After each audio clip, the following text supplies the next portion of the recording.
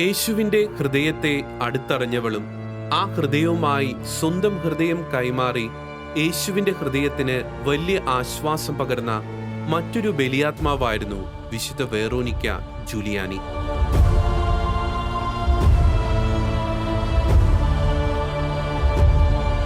കുഞ്ഞിലെ തന്നെ മിസ്റ്റിക് അനുഭവങ്ങളാൽ അനുഗ്രഹിക്കപ്പെട്ട അവൾക്ക് ഉണ്ണീശോയുടെയും ദൈവമാതാവിൻ്റെയും സന്ദർശനങ്ങൾ ലഭിക്കുമായിരുന്നു.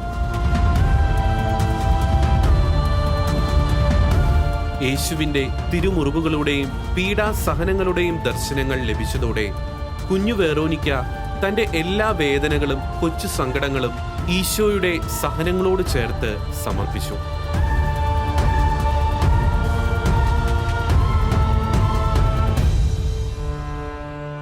മകളെ തികഞ്ഞ ദൈവഭക്തിയിൽ വളർത്തിയ അവളുടെ അമ്മ മരിക്കുന്നതിന് മുമ്പായി അവളെ യേശുവിൻ്റെ ഹൃദയത്തിലെ മുറിവിലേക്ക് സമർപ്പിച്ചതിനാൽ വെറോനിക്ക തിരുഹൃദയത്തോട് ഏറെ ഭക്തിയുള്ളവളായിരുന്നു.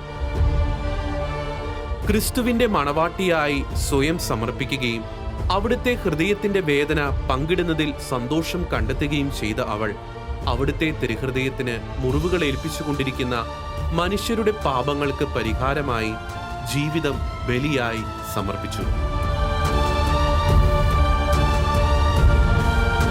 അർദ്ധരാത്രിയിൽ മഞ്ഞിലൂടെ മുട്ടിന്മേൽ എഴഞ്ഞ് കുരിശിന്റെ വഴി ചൊല്ലിയും കഠിനമായ ഉപവാസത്താലും തിരുഹൃദയത്തെ സമാശ്വസിപ്പിച്ച അവളുടെ ഹൃദയത്തിൽ കുന്തത്താൽ ഹൃദയം കുത്തി തുറക്കപ്പെട്ടപ്പോൾ ഉണ്ടായ യേശുവിൻ്റെ വേദനയുടെ അനുഭവം 500 പ്രാവശ്യം അനുഭവിക്കുവാൻ ഇടയായി.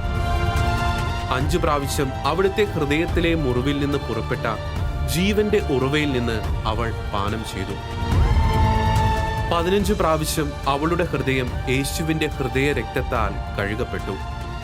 അവളുടെ അഭൗമികമായ അനുഗ്രഹങ്ങളെയും മിസ്റ്റിക് അനുഭവങ്ങളെയും മറികടക്കുന്ന കൃപ ലഭിച്ച വേറൊരാൾ ദൈവമാതാവ് മാത്രമാണെന്നാണ് ലെയോ 13 പാപ്പ പറയുന്നത്. ഒടുവിൽ ആണികളാൽ തറയ്ക്കപ്പെട്ടും കുന്തത്താൽ കുത്തപ്പെട്ടും യേശുവിൻ്റെ തിരുമുറിവുകൾ അവളുടെ കൈകളിലും കാലുകളിലും ഹൃദയത്തിലും പ്രത്യക്ഷപ്പെട്ടു.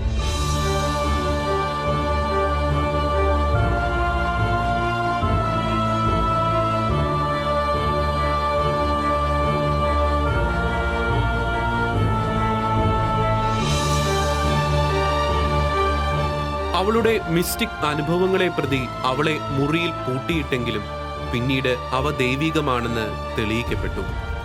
തിരുഹൃദയത്തെ പ്രതിയുള്ള വെളിപാടുകൾ പരിശുദ്ധ അമ്മ പറഞ്ഞുകൊടുത്ത പ്രകാരം തന്റെ ഡയറിയിൽ അവൾ എഴുതുകയും ആ ഹൃദയത്തിലേക്ക് ലോകം മുഴുവൻ ആകർഷിക്കപ്പെടാനായി തിരുഹൃദയ പ്രേക്ഷിതയായി സ്വയം സമർപ്പിക്കുകയും ചെയ്തു. നരകത്തെപ്പറ്റിയും അതിൽ പതിക്കുന്ന ആത്മാക്കളെപ്പറ്റിയും അവരെ പ്രതി കർത്താവിന്റെ ഹൃദയം അനുഭവിക്കുന്ന കൊടും വേദനയെപ്പറ്റിയുമുള്ള ദർശനങ്ങൾ വെറോനിക്കയെ ഹൃദയഭേദകമായ ദുഃഖത്തിലാഴ്ത്തുകയും അവൾ ജീവിതം മുഴുവൻ പ്രാർത്ഥനയാക്കി മാറ്റുകയും ചെയ്തു.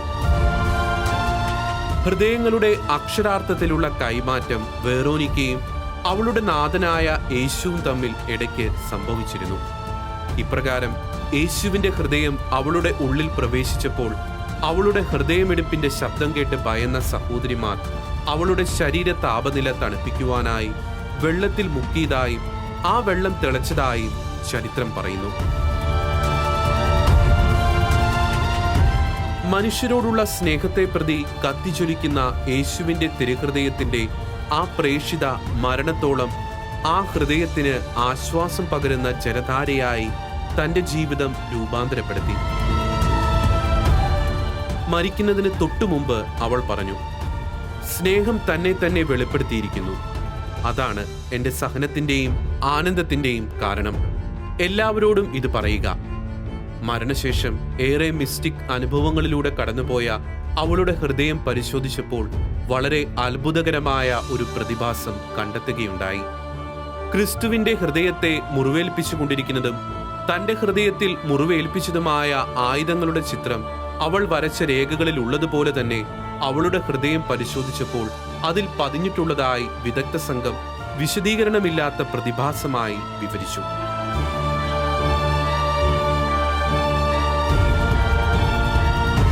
ഇത്രയേറെ മിസ്റ്റിക് അനുഭവങ്ങളുള്ള ഒരു വ്യക്തിയുടെ തിരുഹൃദയ അനുഭവങ്ങൾക്ക് എന്തേ പ്രചാരം ലഭിച്ചില്ല എന്ന ചോദ്യത്തിന് ഉത്തരം സുവിശേഷകനായ വിശുദ്ധ യോഹന്നാൻ വിശുദ്ധ ജർത്രൂദിന് നൽകിയ വെളിപാടിൽ വ്യക്തമാണ്. യേശുവിൻ്റെ തിരുഹൃദയ വെളിപാടുകൾ അവസാന കാലങ്ങളിൽ ദൈവസ്നേഹ തീക്ഷ്ണതയിൽ മരവിച്ച മന്നോഷ്ണരായ തലമുറയിൽ പുതിയ ഉണർവുണ്ടാക്കുമെന്ന വിശുദ്ധ യോഹന്നാൻ ശ്ലീഹായുടെ വാക്കുകൾ പോലെ ഈ അന്ത്യകാല തലമുറയിൽ തിരുഹൃദയ ഭക്തിയുടെ ജ്വാലകൾ ജ്വലിപ്പിക്കുന്ന ശുശ്രൂഷകൾ ഊർജിതമായി കൊണ്ടിരിക്കുകയാണ്.